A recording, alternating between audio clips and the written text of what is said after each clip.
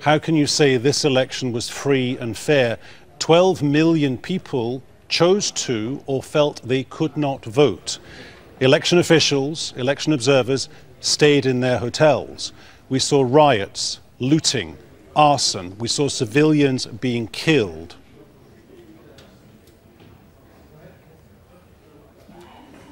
For the record again, contrary to what you have said, on the 8th of August, 15 million, 78% of Kenyans stand up to vote.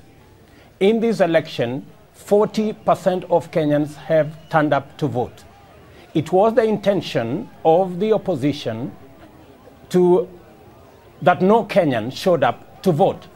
To their dismay, 7.6 million Kenyans woke up early and went to vote. But even if all those people, had decided to vote, allow me to interrupt you again, sir.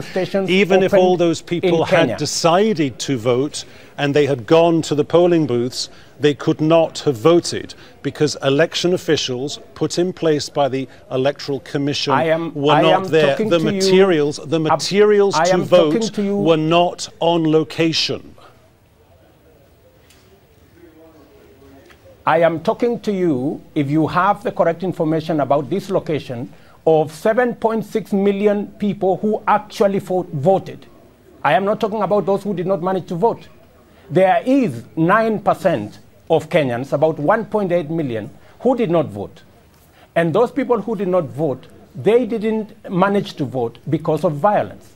Violence that is sponsored by Mr. Odinga in his region. In fact, he organized militia that stopped citizens from accessing polling stations. He organized militia to stop IEBC officials, electoral material from getting to polling stations, except for two constituencies where election material got to the polling stations and citizens voted.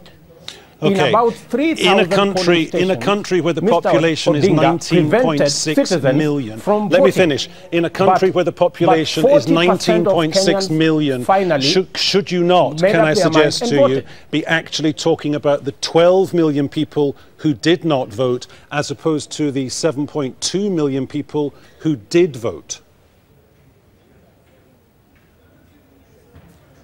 The correct statistic is when all the candidates were there on the 8th of August, 15 million Kenyans voted. In this election, 7.6 million Kenyans voted. Those who did not vote were asked to boycott the election by the opposition. It is a choice that citizens make. In Kenya, it is not mandatory for anybody to vote. It is a choice that you make. You choose to vote or you choose not to vote.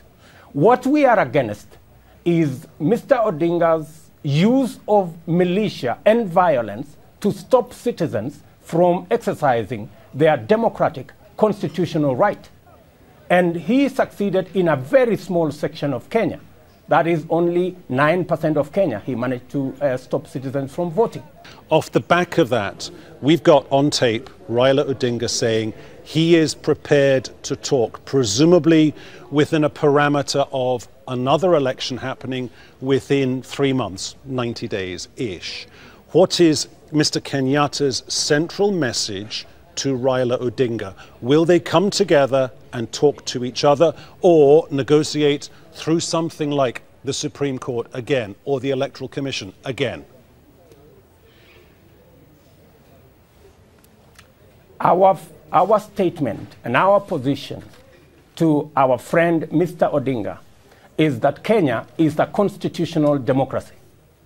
And every imaginable situation has been provided for by the Constitution. Whatever he is alleging about an election, I don't know, in 90 days, he's nowhere in the Constitution. And no one person, however important they think they are, however popular they think they are, can change the provisions of the Constitution. Kenya is not the animal farm where there are some that are more equal than others. All of us, the president included, are subject to the Constitution. The Constitution provides that there will be a rerun within 60 days. That is what happened on the 26th, Thursday last week. And Kenya will move on from there. There will be no election in 90 days. There will be no discussion on matters to do with election. We will have dialogue with Mr. Odinga on other matters, not matters that have been settled by the people of Kenya in their supreme will in a ballot. We'll have to wait and see what those other matters might be. William Ruto, Deputy President of Kenya, many thanks.